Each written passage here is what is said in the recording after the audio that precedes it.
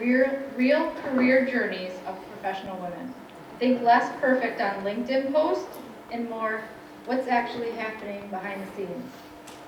With a background in psychology, nonprofit leadership, and a knack for making people feel seen, Colleen is here to help you tap into your strengths, own your story, and move forward with a purpose. Get ready for some real talk, big insights, and maybe even a few laughs. Here's Colleen Del Vecchio.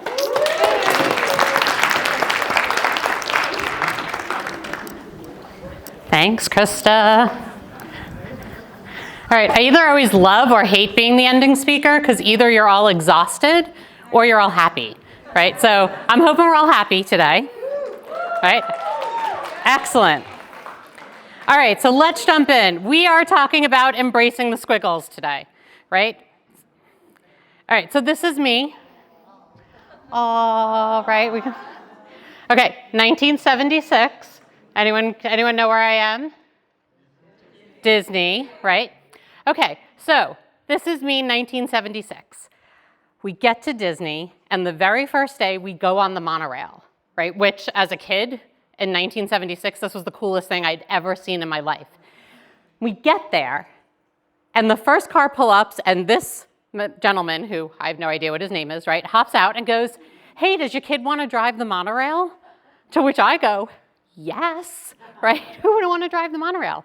And to which my parents, now again, 1976, to which my parents are like, "Sure." And so my parents, their friends, and the other two children all hop in the car behind us, and I hop in the front of the monorail with a complete strange man, and am now driving the monorail from the Polynesian Resort to the Magic Kingdom. Legitimately driving it, like my hand is on the whatever, right, the gear shift thing, right? So we get around the monorail, we get off. Now, also, let's be clear, my dad is a New York City cop. The other person we're with is a New York City cop. These are the safety people of the world, and they thought this was totally fine. Let's let my child get in a closed vehicle with a strange man and drive a train. Great, right? We get out, and I look at my mother and say, "I know what I want to be when I grow up. I want to drive the monorail." To which my mother said, "No." That was it, just no, right? And then as we're walking, she goes, "You're not driving the monorail, right? You are going to be a doctor. You're going to be a lawyer. You're going to be an engineer," right? Like she went down this whole list. Because, right, I was the first generation of my family to go to college. Right, they didn't know this, I was 6 at the time, right? I wasn't in college at 6, I'm not that smart, right? But no one of my parents' generation had gone to college. They had adopted me when I was 6 months old, right? I spent my first 6 months of my life in foster care, which I always said, right, that's my first squiggle, right? I get in and out of foster care for a little while. And now they're like, "Okay, this is our kid," and like, "No, you're not driving the monorail. Like, you are going to college and you're getting a named degree." Right? Because it was one of those, like, we can only come up with a few of these titles. And I was devastated at the moment because I'm like, no, I'm going to drive the monorail. Like, this is the coolest thing. And I remember, it's like a core memory of mine of walking into the Magic Kingdom and arguing with my mother about whether or not I should be a monorail driver as an adult. Right? For any of you who have kids, this is the most useless argument you're ever going to have, right? Because at 6, the hell do you know at 6, right? So, right, life progresses. What did I want to be when I grew up? Whole slew of things, right? I was going to be a dancer. That was never going to happen, right? We actually have a video of this dance recital, and when I say video, I'm talking Super 8 film, where we put on the big giant projector that went like kind of thing, right? No sound. And so we have this great video, and we watched it a couple of years ago, and I said to my mom, "God, I was terrible." And she said, "No, you weren't. You were the best in the class." Because I was tall, I was in the middle. And I did something different than everybody else on stage. And according to my mother, right, I mean, you have to love mothers. I'm a mother as well, right? But I love mothers and their rose-colored glasses. Because according to my mother, I was doing the dance correctly, and the other 20 little girls on the stage were all doing it wrong, right? That I was the one who was like, "Yes, I can tap dance," right? So that didn't work out. Then I was going to work at Santa's workshop. We went to Santa's workshop up in Vermont, and I was like, "Look at me, I'm going to be an elf." Right? I am going to work at Santa's workshop. Didn't work either. I thought I'd be a baker. At one point, I was going to grow my own garden. And I love this picture now because you see all those things on social media that are like me holding my, loaf of bread like a man holds the fish he catches, or like things like that. I'm like, this is me holding my tomato, like as this prized possession. There was one day that I thought I'd be a motorcycle cop. And again, let's talk about the 70s.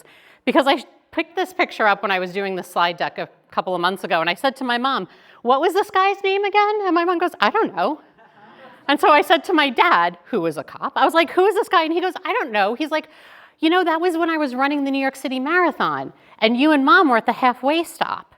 And the motorcycle cop pulled up and said, do you want to ride to the finish line?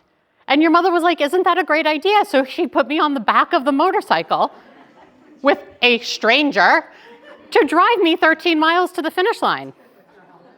Gotta love the 70s, right? Gotta love the 70s. And I said something to my dad now, like, could you imagine doing that today? And he goes, of course, why not? Like, he was a police officer, just like me. I was like, okay. So if I put your granddaughter on the back of a motorcycle with some random cop, how would you feel? And he was like, totally fine. I'm like, okay, good thing I'm not good thing my kid's 21 now and is not gonna hang out with these folks who are gonna put her on the back of random motorcycles. Right, but here's the thing. When we are kids and we think this is what I wanna be when I grow up, we have no idea. Right? We know what's in front of us. As Krista mentioned, I run this podcast called Embrace the Squiggle, and every week we talk to a woman about their kind of changing career. And the first question I ask everybody is, what did you want to be when you grow up? What do you think most kids want to be when they grow up? Princess, yeah. Doctor, dancer, teacher, stewardess, yeah. The queen. Right, it's funny, I have a lot of folks who tell me marine biologist, right, who are all, and I was like, that's a really fancy term, I think, for most 6-year-olds, and they're like, yeah, we went to SeaWorld, or we went to the aquarium, right, and we found out that that's what, really what they want to do is feed dolphins, right? Right, because as kids, we can only see this very short area, right? We think this is what we want to be. So I had all of these ideas about what I was going to be when I grew up. And then there was this fateful day. Yes, it's my first communion, but this has nothing to do with religion, right? So this is me on the day of my first communion. And I go to church, and we were a really big church. And so at the end of every aisle was the child making their first communion, and their family sat in the row with them. And our church was like L-shaped, and it's probably 100 kids making their first communion. So we're all sitting there in our row, and Father Kiley is up and doing the Mass. 13 years of Catholic school, right? And this is how I can explain it. He's up doing the talking thing at the church thing, at the pulpit thing. And then he says, Colleen, please come up and do the first reading. And I was like, huh. And I look, and there was another girl, Colleen, in my class, but Colleen wasn't there that day. She was sick. I think she had like chicken pox or something, right? Because again, 70s, we all had chicken pox, right? And I think he goes, Colleen, come up and do the first reading. And I was like, oh, okay. Right? Go up, and I go, what am I reading? He points to a reading in the Bible. I do the reading, and I go and sit back down, and my mother's like, I don't think you were supposed to do that. She's like, I think it was the other Colleen. I'm like, I don't think she's here. So fast forward the next Monday at school, Sister Jean, my first grade teacher, in my first grade class that had 36 children. Again, could you imagine dropping your kid off to first grade these days? One teacher, 36 kids. You'd be like, yeah, no, not happening, right? Sister Jean comes up and goes, Colleen, you were not supposed to do that reading. And I thought, oh God, like this is it, right? This is the end of my Catholic school experience because it's over. And she goes, but you were so good at that. When you grow up, you should be a lawyer. I was like, oh, like what does a lawyer do? And she's like, well, like, they argue cases in court, like they talk in front of groups. And I was like, oh, I really like talking in front of groups. Okay, I'm gonna be a lawyer. So from second grade all the way up, graduating high school. Now we're in the 80s. I was at a conference last week, and the keynote speaker was also a child of the 80s, and she called this hairdo the perm mullet, half perm, half mullet. And I was like, oh, I love that. I have to steal that, right? So up until here, I'm graduating high school, going off to college, and what am I still going to be? A lawyer, right? Because every turn, people would say, you're really good at arguing, only child, oldest child, right? Like all of those things, really good at arguing. I somehow passed that gene on to my own child somehow, which I wish I hadn't, but fantastic, right? But whole through high school, I was like, great. I got involved in theater. Why? Because I love talking in front of groups. Because who does that? Lawyers, right? Because all in my head, that's what lawyers did. So I go off to college, went to school in Boston, went to Boston University, and at the time they had a program called SLAW. Lovely name, but it was 6-year law. You could do undergrad and law school in 6 years. So I get through my freshman year, and my grades aren't fantastic. I was one of those really smart kids in high school because I didn't have to do any work, and all of a sudden in college, I'm like, wait, you have to read? Right? You have to actually read the textbook to get good grades? Like, I could get A's in high school without pretty much barely showing up, right? And so my grades aren't fantastic. Sophomore year, I take my first law school class, because as part of this program, we could take a law school class even though we were undergrad. And F. Lee Bailey taught my class. So again, aging myself. For any of you who don't know who F. Lee Bailey is, he was the defense attorney in the O.J. Simpson trial. If you don't know who O.J. Simpson is, then I'm way too old to be talking to you, and you should probably go look it up. But F. Lee Bailey was at the time, ancient to me, because I'm 19, right? He was an old, white, Southern gentleman, spoke very kind of softly, but he was mean, right? And so we get to the first day of class. There are 6 undergrads in his class. I'm one of them. And at the end of the class, he says, "You 6, see me after class." We're like, oh. Right, first we get yelled at for not doing work before the first day of class. Now, if you've ever been an undergrad, you don't do work before the first day of class when you're an undergrad. Law school, you do work before the first day of class. We didn't know this. And then he said, if you ever come to class dressed like that again, you're kicked out of my class. Because everybody who's a law school student, what did they wear? Suits. What do 19-year-olds who are sophomores in college wear? Sweatpants. Practically pajamas, right? It was like plaid pajama bottoms were pretty much what we all wore to class. And I remember leaving and coming back to my room and looking at my roommate and going, I'm never going to be a lawyer. And she was like, you're not, why? And I was like, I can't wear a suit every day. Literally, that's my why I couldn't be a lawyer moment. Had nothing to do with probably the fact that I wasn't going to like being a lawyer. 100% had to do with that moment with, I don't want to wear a suit, and I'm terrified of that man, and I don't think I can be through a whole class with him. Right? So I was like, that's it. I'm not doing that anymore. Dropped it. Then squiggled through so many majors that I don't even know how my parents continued to pay for my BU education, because I probably would have questioned it on a weekly basis. Ended up becoming a sports psychology major. Completely random, right, at the time, it felt. My only connection I could make to it, even ever so slightly, was the fact that I wanted to be a lawyer, and I wanted to be an entertainment lawyer. I used to joke that I wanted to be Jerry Maguire before Jerry Maguire existed, like before we knew that was a thing. That's what I wanted to be. So I thought, oh, sports psychology, great. And the professor that I worked with the Boston Bruins on athletes who had career-ending injuries. And so I got to do that work, and I was like, oh, wait, there's a job where you help people change careers? It's kind of cool. I think maybe I'll do that, right? So then I start kind of going down that road. But here's the thing, right? This is what we all think our career trajectory is going to look like, right? Particularly if you had parents like mine, right? My dad had 2 jobs his entire life. He was a New York City cop, and when he retired from that, he worked construction, right? My mom had 2 jobs her whole life. From when she graduated high school until the week they adopted me, she worked at an engineering firm as an executive assistant. And then when I was a sophomore in high school, she went back to work and worked in Cablevision as an executive assistant. That's it, right? And so most of us think this is what career looks like, right? We start here, we get promoted, we move up, and we're going to kind of end over here. And isn't this fantastic? Right? We do a good job, people are going to recognize us automatically and promote us. Right? They're going to instantly say, like, wow, what a good job you're doing. We're going to move you up the career ladder.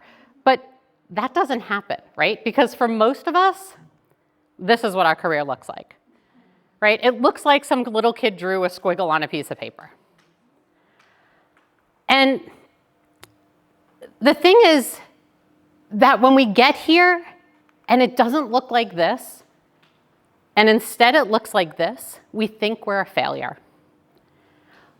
we think that we've done something wrong because this is what we are told our career is supposed to look like, right? We're told if we study this one thing and we move up and we get to the other end, right, this is the career we're going to have. And when it looks like this, it's really hard for folks. So I want to tell you a story of one of the folks that I worked with a couple of years ago. Mary called me. She was a pediatric cardiologist, right? And so pediatric cardiologist. Her father, pediatric cardiac surgeon. Her mother, I forget what kind of doctor, but her mother was a doctor as well. Went to undergrad, went to med school, right? Does all of the things one needs to do to become a pediatric cardiologist. Works in this field for a while, is now married with 2 children, one of which has some complex medical needs. And do you know what she no longer wants to be?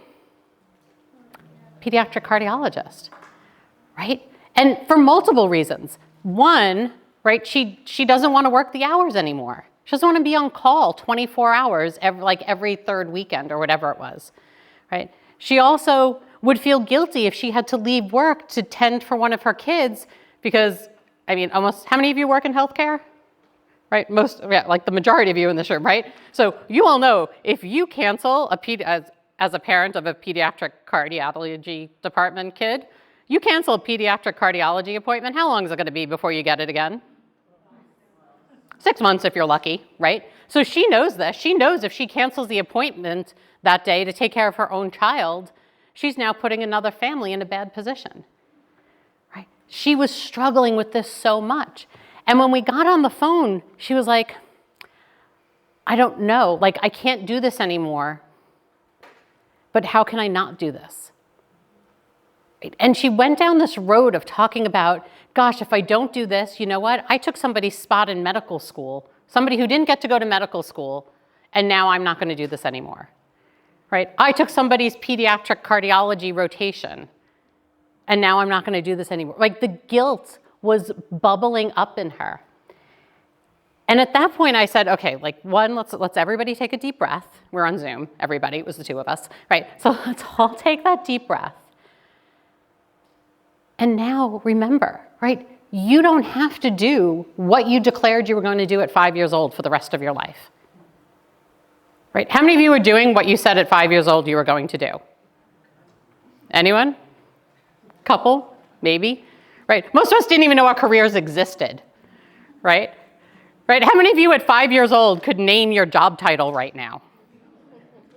Right? Maybe if you'd gone to a medical place and you saw a person who was friendly and nice to you, were like, me, yeah, I want to be like him, right?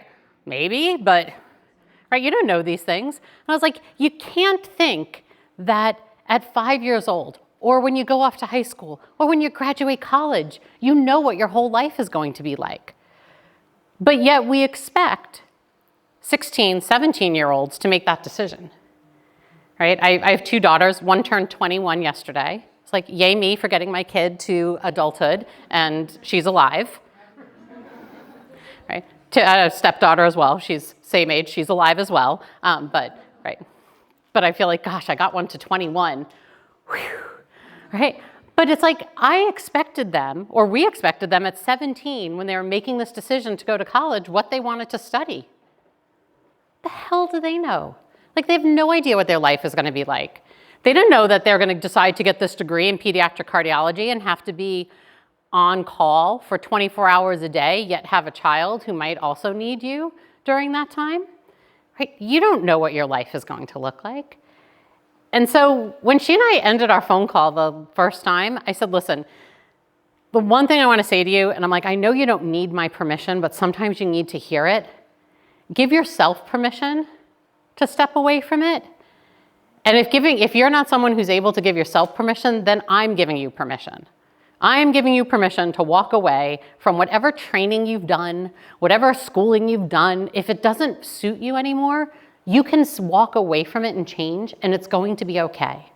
And there doesn't need to be any guilt about it.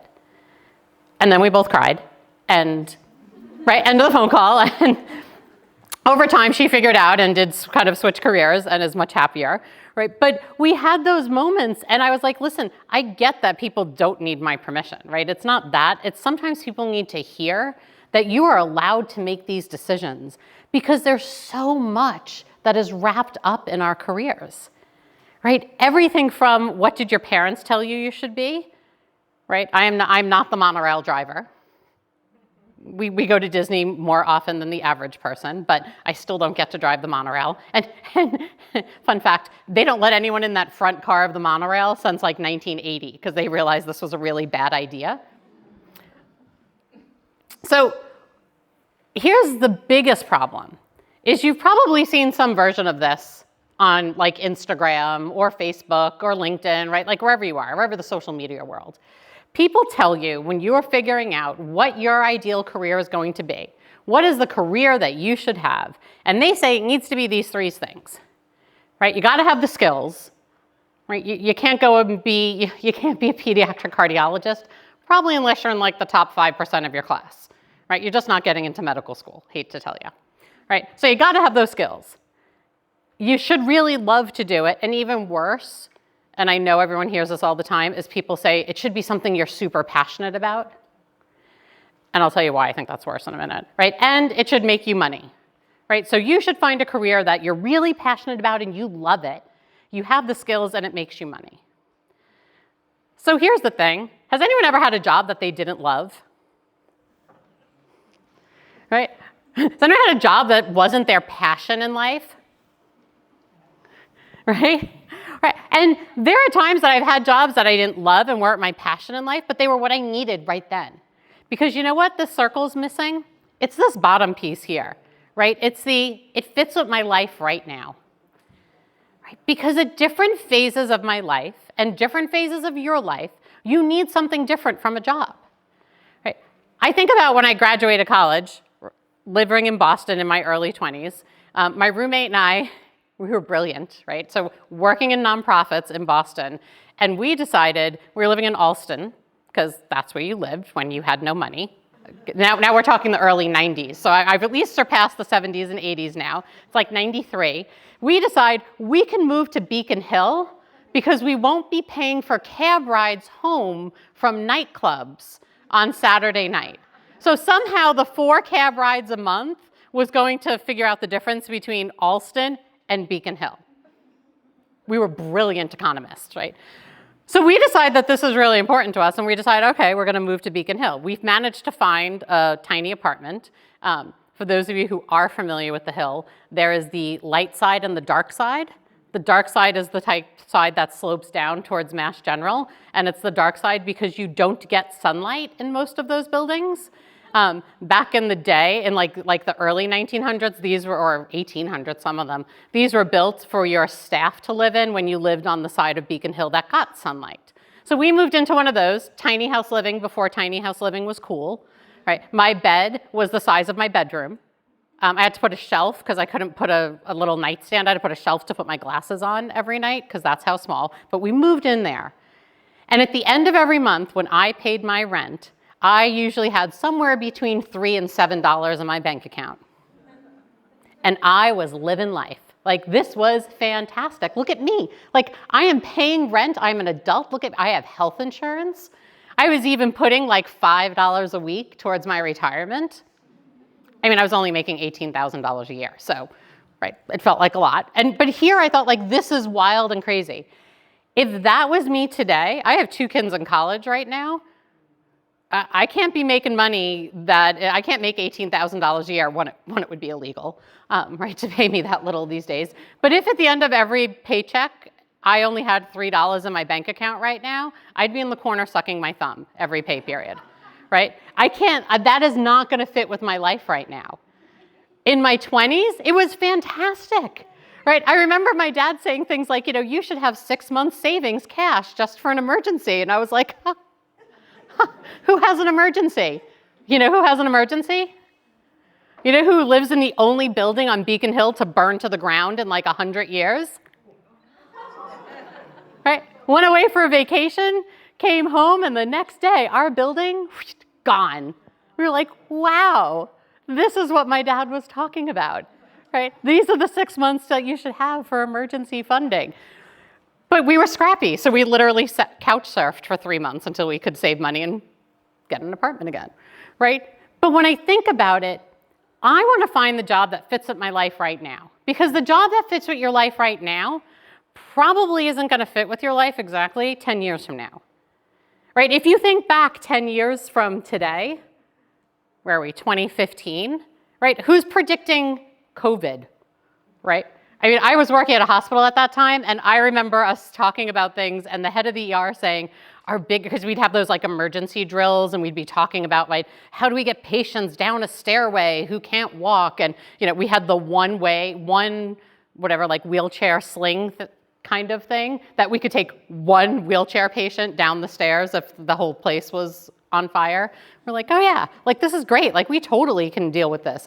And Mark would say regularly, you know what, the biggest thing that we're going to worry about is a flu pandemic that's going to kill half of us. And we're like, so funny, right? Now I'm always like, does anyone want to pull out those notes from those emergency meetings from the early 2000s? Right, because what fits with your life now isn't going to fit with your life in 10 years, most likely. Right? Think about, where do you want to be 10 years from now? How many of you want to be retired in 10 years? Okay, how many of you just raised your hand, but you're only like 25 and you're still like, I want to be retired in 10 years, right? Right? But it's like thinking about that. So the other three, right, it has to make enough money for the lifestyle you want to live. So for about 9 years, I worked at Smith College. I ran career services for our alumni. But I have students who worked for me all the time. And I remember interviewing a student, and we were talking, and I always was like, so what do you think you want to do when you graduate? And she said, I don't care what I do, but I know I want to wear Prada. I was like, good for you, right? She was someone who grew up really, really poor, like very, very poor. She was at Smith on a Pell Grant. So for folks who are familiar with this, right, Pell Grants are for folks who are in the bottom kind of economic bracket. So she came from a family that didn't have any money, and she said, truthfully, I don't care what I do, but I plan on wearing Prada. I was like, great, right? That's what was really important for her. The money she needs to live that lifestyle, like she couldn't go work at like a small nonprofit in Boston like I did, right? I didn't care about wearing Prada. I shopped at Garment District, back right in the $1 a pound, right? I brought my kids there. It's not $1 a pound anymore. I forget, it's more now. It's like, I forget, has anyone been to Garment District recently? $5 a pound? Oh my God, I'm old. I actually still have a Calvin Klein pea coat that I got there from the $1 a pound days in the 90s, right? So, right, you have to figure out, what is your career? Does it make enough money for your lifestyle? Nobody else's, your lifestyle, right? Because where you want to live, how you want to live, you want to be scooting off on vacation once a month, you better be making the money to deal with that, right? You also should have the skills to do it, yes, and the strengths. And I know we heard a couple of the other speakers today actually talked about strengths. To me, when I think about strengths, I think about the things that are uniquely you, the things that you do better than other people. I love the Gallup-Clifton Strengths Assessment. I use it all the time in my work. Has anyone ever done Gallup-Clifton Strengths? Oh, nice, a few of you. My top strength is one that's called Maximizer. And maximizers are people who like to take things and make them better, which also means I have the curse of perfectionism, which means I like to take things and make them better, and they're never done, right? But it's like, I always think about, how do you find ways to find jobs? Because a lot of skills these days, you can learn, right? We all just learned about AI from Alex, right? How many people had ever heard of the job of a prompt engineer? Right? 5 years ago, prompt engineer didn't exist, right? But now it is the job where you are figuring out the prompts to go into AI, right? There are jobs that exist that we don't even knew kind of happened. And my guess, I don't know, Alex, if this is true, but I'm guessing Alex didn't go to school for AI. Right? I don't even know if there is a degree for AI at this point, right? So you can learn skills and find jobs. It's, can you learn them and figure that out? And the last one, this is why I don't like the you love it or it's your passion. I tell folks, I want you to find jobs that energize you. Because here's the thing, when you come home from work every day, are you exhausted or are you energized? Now, I don't think any of you are working hardcore physical jobs, right? Like none of you, maybe I'm wrong, none of you look like you are professional NFL players, or like nobody looks like I think of my dad, his second career was working construction. He literally was building, he was a wire lather in New York City, and 30 30-story buildings carrying heavy wire and metal up and down stairs all day. It doesn't appear that any of you are doing that. I could be wrong. Right, so we're not talking physical exhaustion. I'm talking that mental exhaustion. I'm talking that you come in the door and you go sit on the couch and you watch the next 30 episodes of The Pit or White Lotus or whatever the thing is that you're watching on Netflix. And not just because you love it, but because you are too exhausted to do anything. Right? Often I talk about this exhaustion as the exhaustion when your dog is coming and begging to go for a walk and you're like, I just can't. Right? Your job exhausts you. It exhausts you mentally. So I want folks to be in jobs that they're energized, that you come home from work and you are energized. Because what the hell is the point of work if you are so exhausted for the rest of your life, right? I want you to come home from work where you have energy for the rest of your life, right? So don't go look for a job that's your passion, right? There are things that I love to do. Who took the little pottery? Someone won the pottery, the little piece back there. Yeah, so I started throwing pottery a few years ago. That's like one of the 932 pieces that I've made, and that's like one of like 4 that are probably worthy of actually showing up in the world. It's a little pottery bowl, it looks like a heart, and I will say, right, and it looks like a heart because if anyone here throw pottery? Anyone here ever throw pottery? Right. It looks like a heart because my bowls are always so wonky and off-center that if I don't make them into heart shape, they are wonky and off-center. But when you make them into the heart, and people are like, why a heart? I'm like, because my daughter had open heart surgery. And everyone's like, oh, like, isn't that so sweet? Like, we'll pretend it's not that I don't know how to throw really well, right? But if I was going to do something that I was passionate about, I would be out throwing pottery every day and be selling this. If I'm selling my pottery, we are not living in our house. Like, I can't afford to buy my dog like food, and we're not paying the electric bill. Like, we're not doing anything. Like, I'm probably moving into my parents' basement if I'm going to try to do something that's really passion. Now, do I love what I do? Absolutely. I love this. But I hate telling people to go find your passion and make a career out of it, because what do most people say when you say find your passion and go make a career? Do you all know what your passion is in life? Okay, we got a few nodding heads. Is your passion something that you could ever make money doing? Yes, no, maybe, a few things, right? Maybe. But I find most people when I talk about things like, go figure out what you're passionate about and make a career out of it, they're like, I love making cookies. I'm like, great. You are probably not gonna make $100,000 a year making cookies, right? Maybe you will.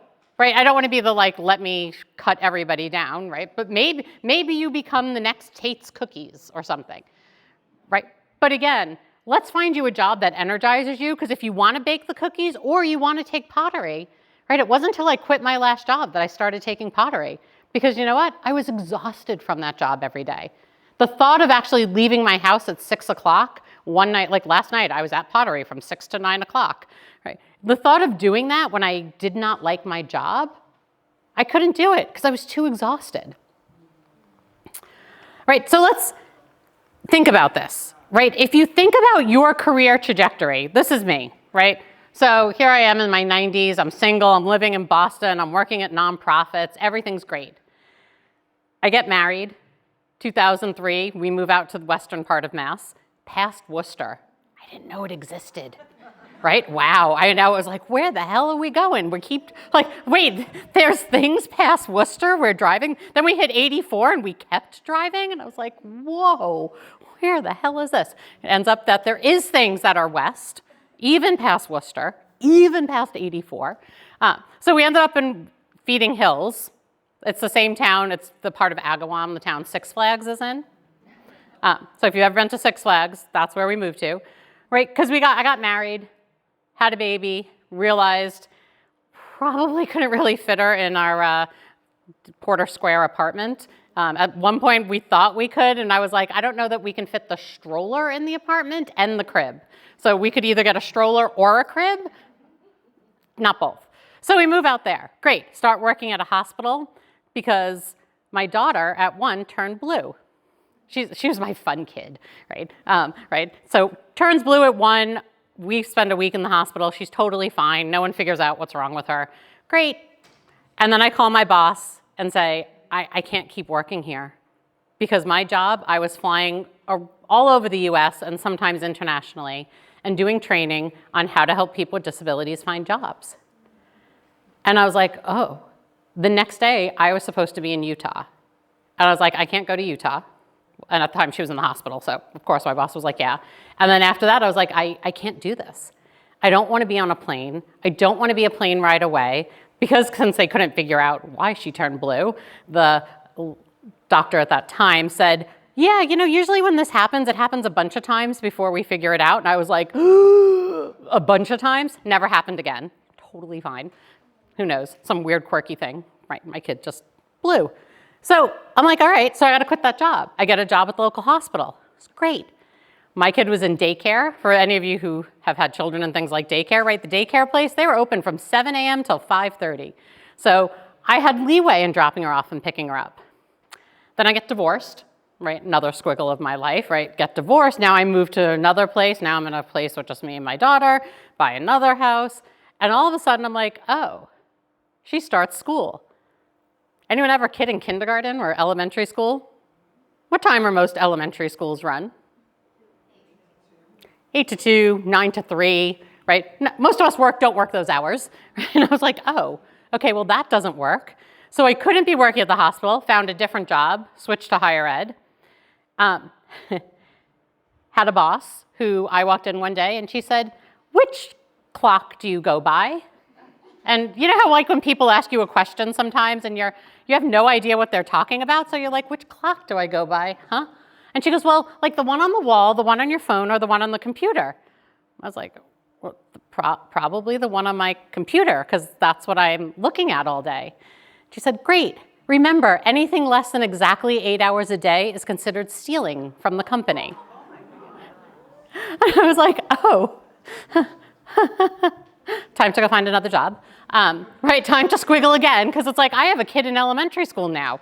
Right, you have a kid in elementary school, how many times do they have early dismissal? It's like every third day, right? And it's like, how many times do they have the spring concert, the December concert, the Tuesday concert, the Wednesday concert? Hey, we're having an assembly tomorrow, and you know what? Your kid just won Student of the Month, and we've just given you 3 hours notice, and of course you should be there, right? And I couldn't.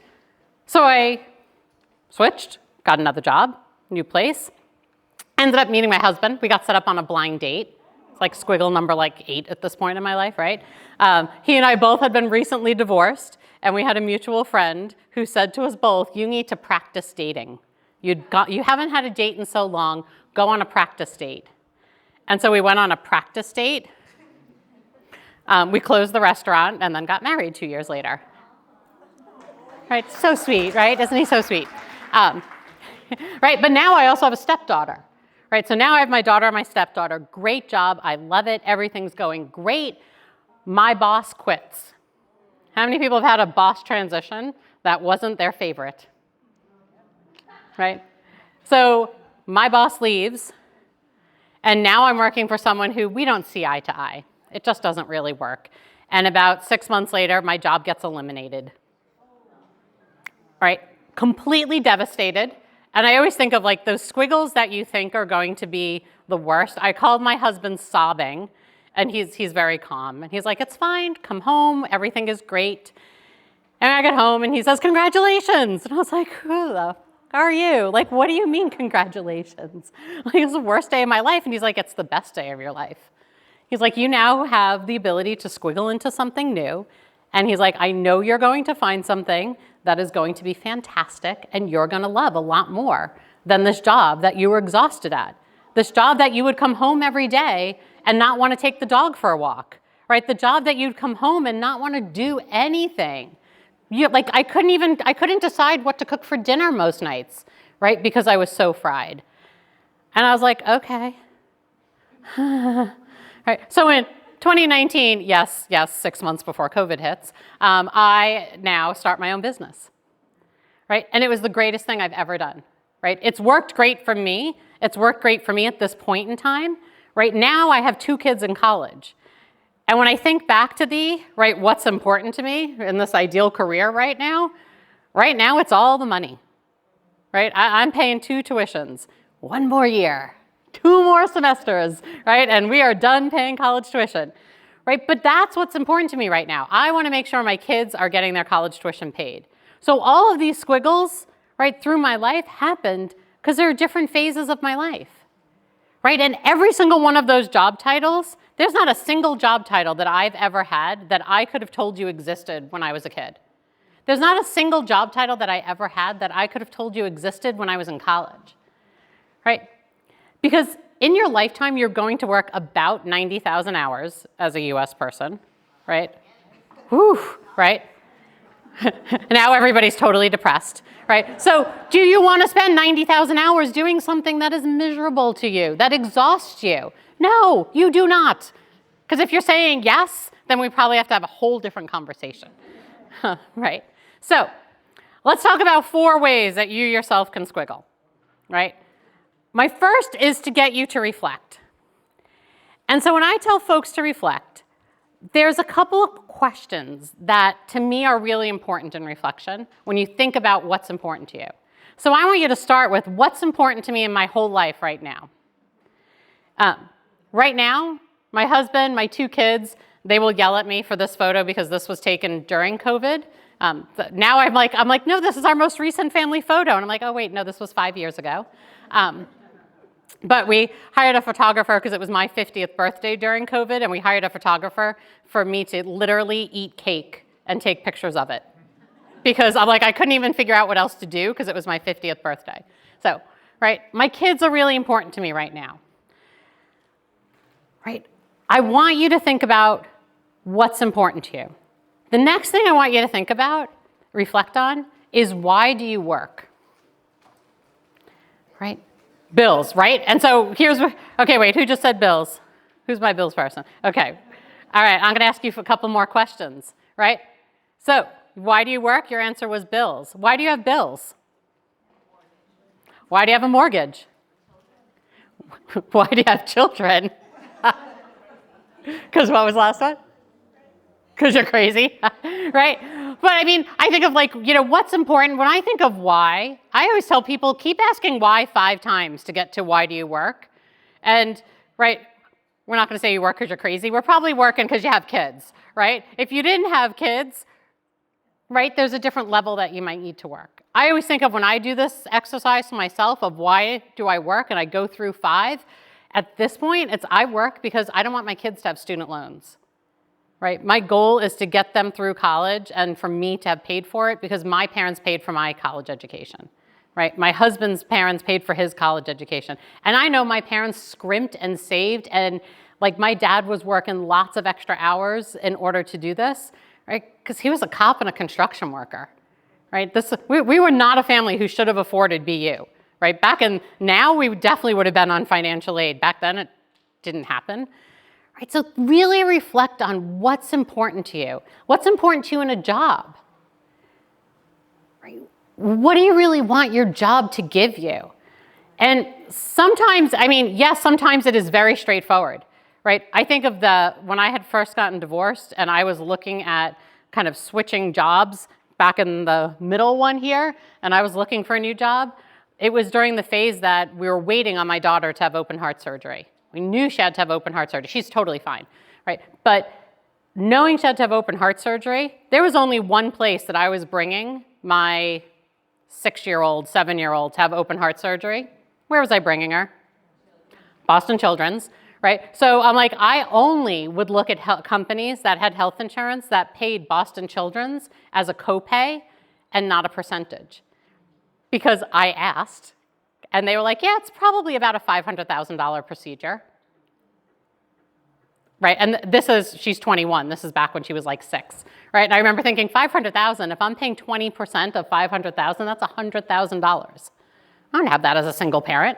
I don't have that anyway. Who has $100,000 lying around that you're like, you know what? I have no idea what I'd love to do with this money. I'm going to give it to a hospital.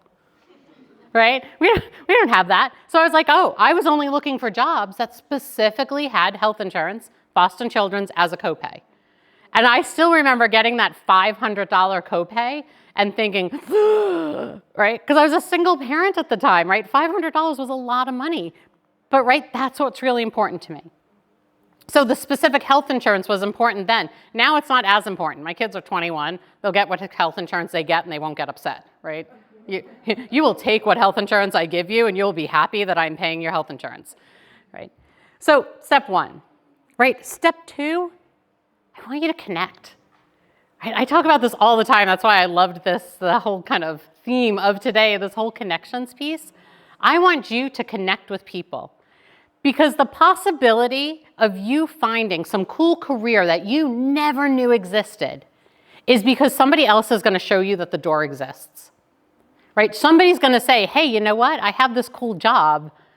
And you're going to be like, wait, I don't have those skills. I've never done that before. I've never heard of that. Who knows what a prompt engineer is, right? I have no idea what this is. But somebody's going to say to you at some point, come work for me, right? Because I know you can do this, right? So I want you to connect. So my 2 tips on connecting, one, you all should be on LinkedIn. I can't remember who talked about that this morning.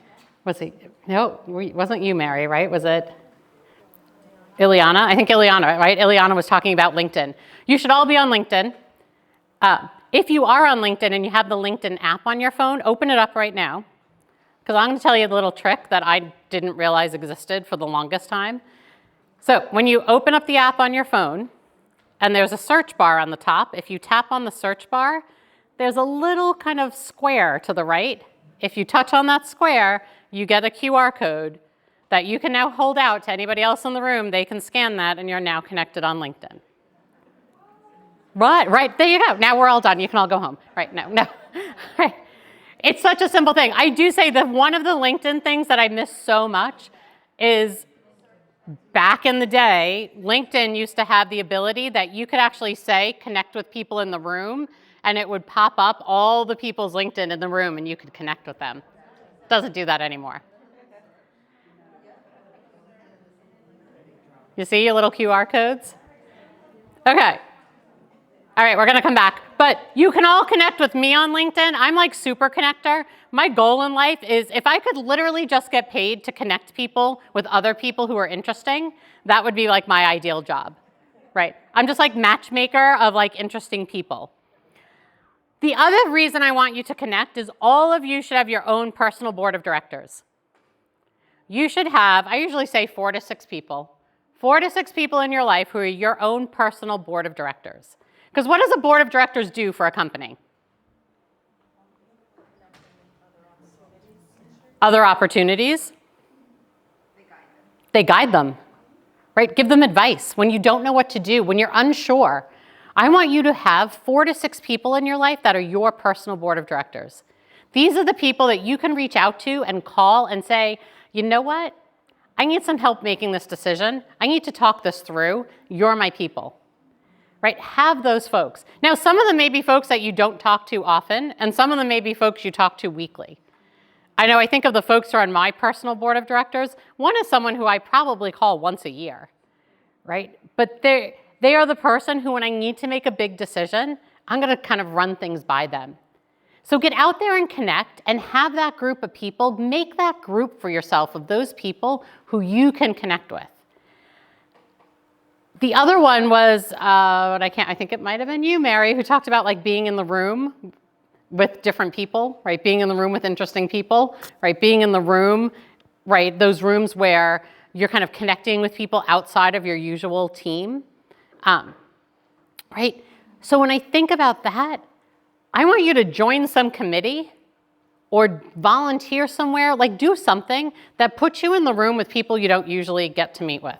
I mean, today is a perfect example, right? But every once in a while, I'm like, be the person who joins the, the holiday party committee at your organization, right? It might be the thing that you don't really love doing, but you're probably going to meet a whole bunch of people who are going to be like, hey, you know what? I met this really cool person. We should get them on our team, right?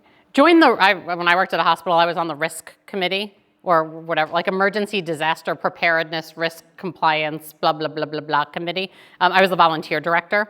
So I used to be in this room and be like, I am so not qualified to be here, right? Like I know how to bring people in. I bring all the little old ladies in and I bring all the teenagers in who want to be doctors and I can teach them to volunteer, right? I really should not be making all these big high level decisions with all of you. But sure, here I am, right? And so, but those are the people who can open doors for you, right? You're gonna meet people who are not necessarily the people you would regularly meet. Now I want you to build your squiggle muscle. All right, everybody stand up, because I know we got like 20 minutes left before you get to go home, so we're gonna make your blood move a little. All right, I know, boy, there was a lot of groans there. All right, now I want you all to give me your best angsty teenage girl attitude, arms crossed, right? I mean, I had two of them at the same time. Like, I had a daughter and a stepdaughter who were 2 months apart. It's fantastic. I loved every minute of it, particularly the teenage years. All right, okay, now I want you to switch and cross your arms the other way.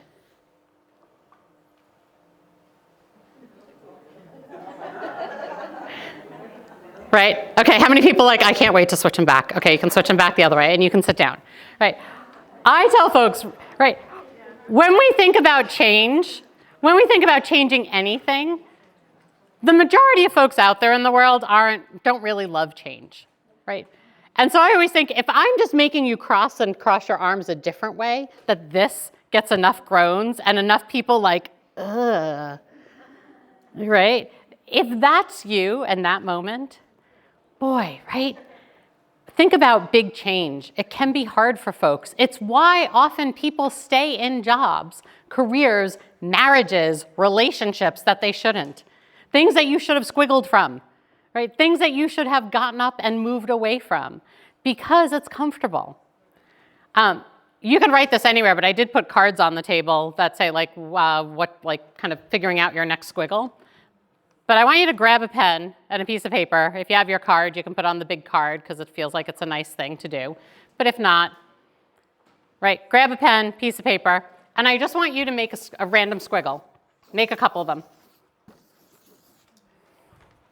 Draw just random squiggles.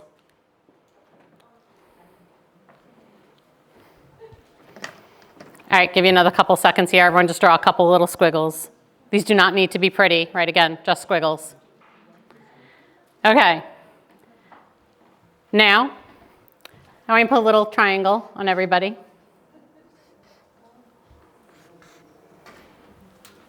Give them all a little beak. All right, now we're going to give them a couple eyes. Then you can put a couple little forks that look like feet. Or I don't even know if they're forks. That's just kind of about what they look like.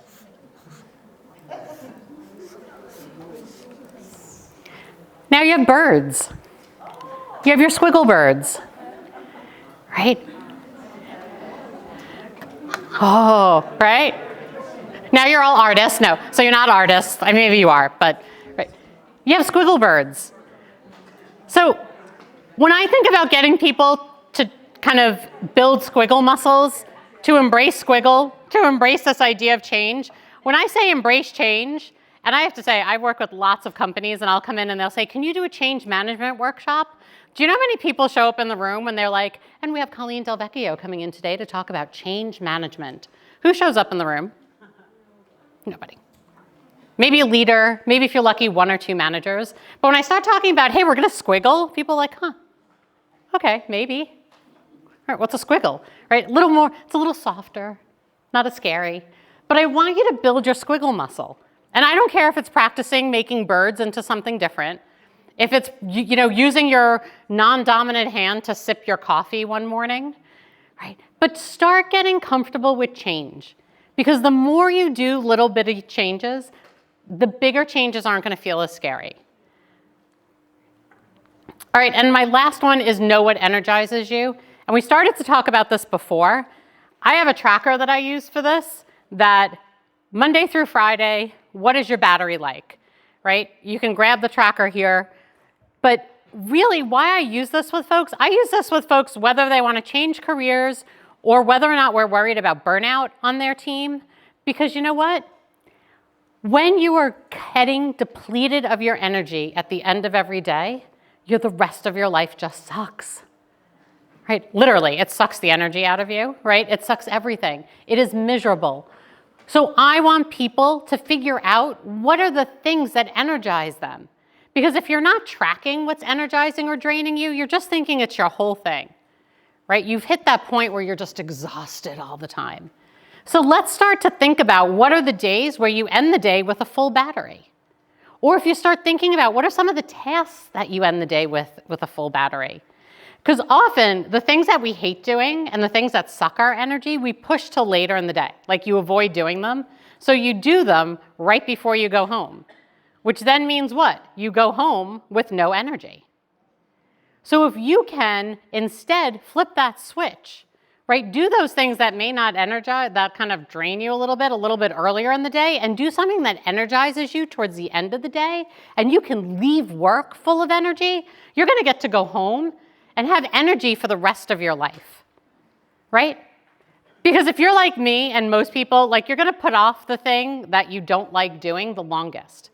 And so it's hanging over you and it's the last thing you do, and right, then you go home and can't function.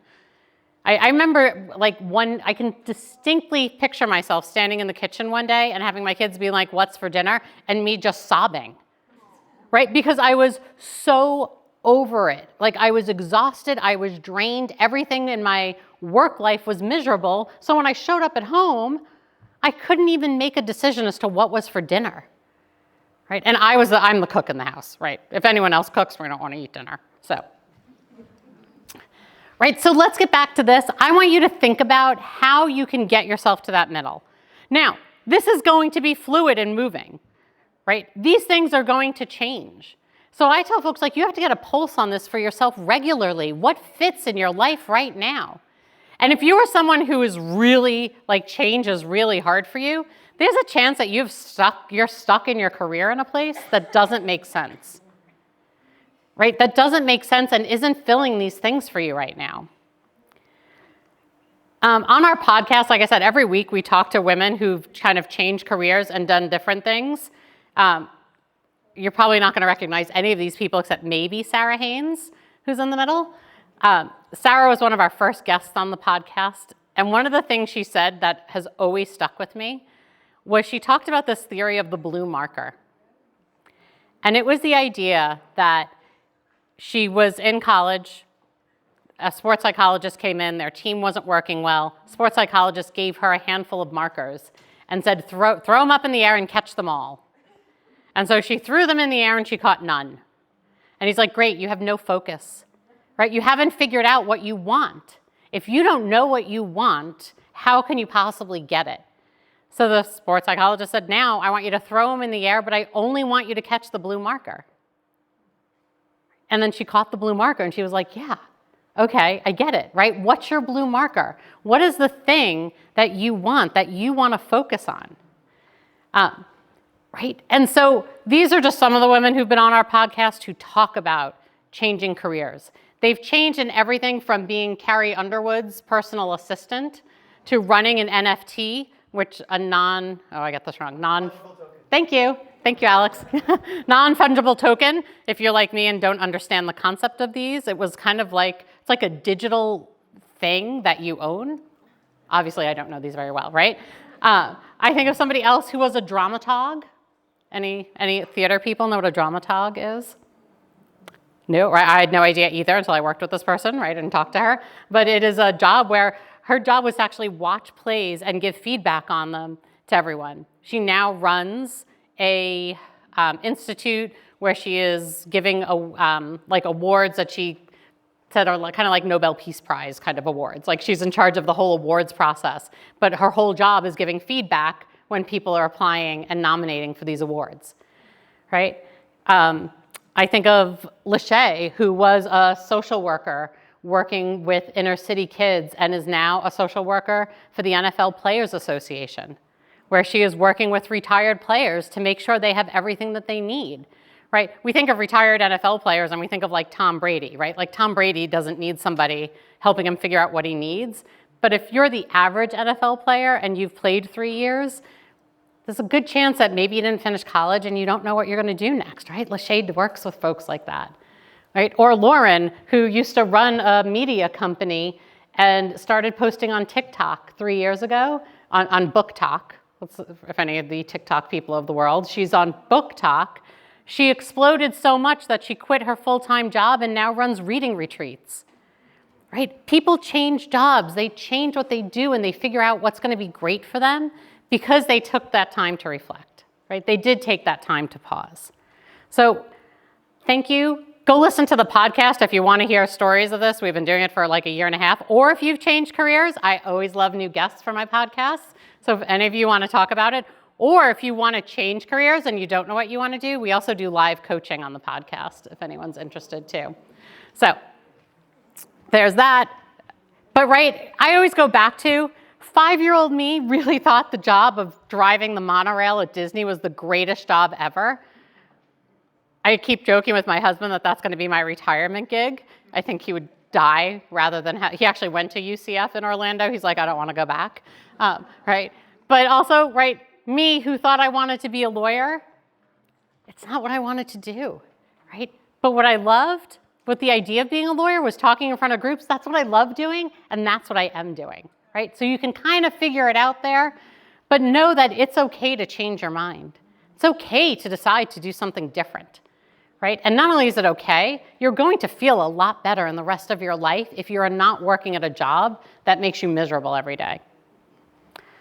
So this is me. I think that goes to my LinkedIn. I don't remember now. But if you connect with me on LinkedIn, have a conversation. There was the postcards on the table, and there were stickers from our podcast because I love stickers, and I think they're fun. So I get stickers for everyone. But thank you, everyone. Anyone have questions? Those microphones should be on. Okay, well, while people think of questions, I have a question.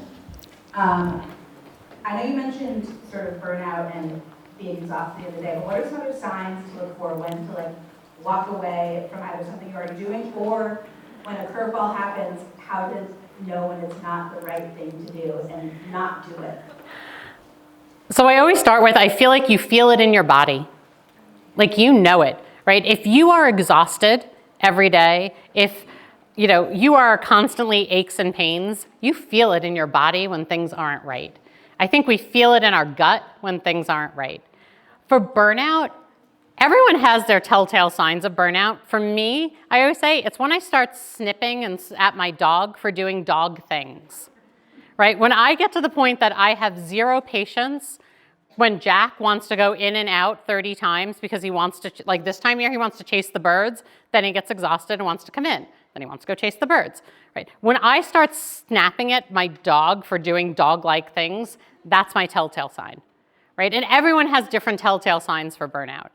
One thing I will say about burnout, every study has shown if you work 51 hours a week, hour 51 is when your chances of burnout exponentially grow, right? And I always tell folks, you're also working your way down to minimum wage. Right? You're working 50, 60 hours a week regularly, you might as well go work at Target. I guarantee you're not going to lose sleep if you're, scanning things at Target every night. Or maybe you will lose sleep over it, but right, it's like I always think of if you're spending that much time at work, that's also your biggest burnout sign.